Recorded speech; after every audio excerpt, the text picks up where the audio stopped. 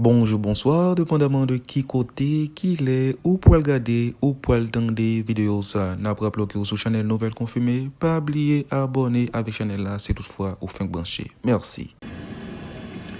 Mesdames, Messieurs les membres du corps diplomatique, Mesdames, Messieurs les membres des organisations internationales, Madame la représentante de Madame Hélène Lalime, Mesdames les anciennes ministres à la condition féminine et aux droits des femmes, Madame la représentante de ONU Femmes,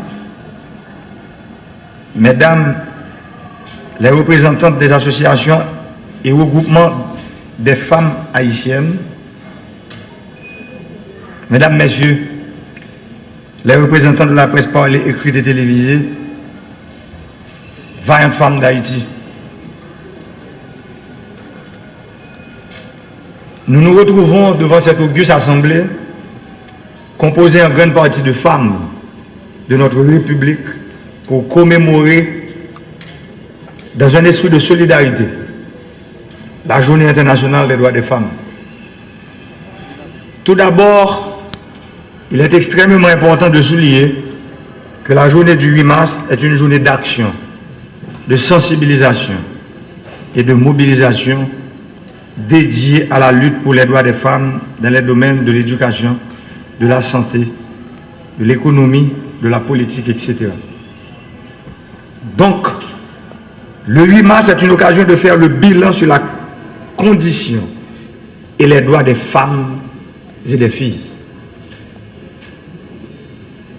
Lors de la 4e conférence sur les femmes en 1995, la déclaration et le programme d'action de Beijing, qui constitue une feuille de route de portée historique, était adoptée par 189 gouvernements. Il représente un référentiel incontournable en vue de mesurer les avancées de chaque État en matière des droits des femmes.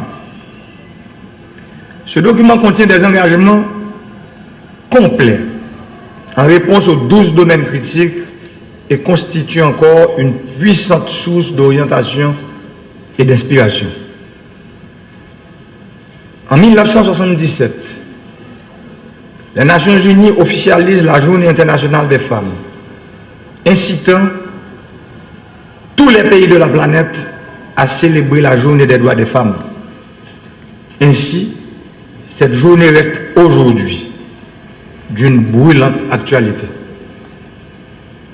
Car, dans le cas de certains pays, tant que l'égalité de fait entre eux, les femmes et les hommes ne sera pas atteinte et constatée, il y aura toujours besoin de la célébrer.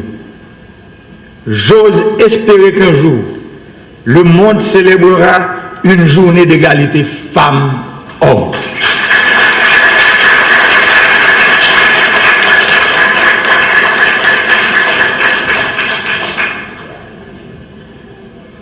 Pour que cela puisse être réalisé, il faut se ranger aux côtés des femmes dans le sens de lui rendre justice et de dire aux hommes tous leurs droits et rien de plus, aux femmes tous leurs droits et rien de moins.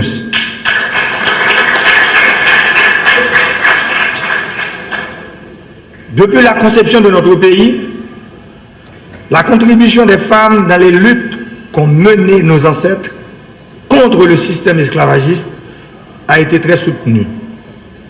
Et l'on se réfère au service de Sanit Belair, Henriette Saint-Marc, Catherine Flon et j'en passe.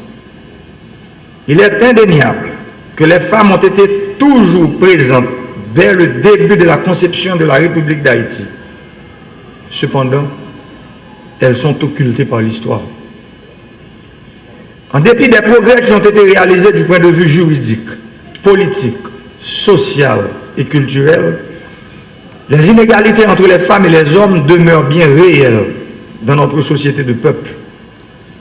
Et ces inégalités ont de graves répercussions sur le bien-être des femmes. Partant de ces constats, l'État doit prendre toutes les mesures en vue de combattre les préjugés et les stéréotypes sexistes, source intarissable de discrimination de genre.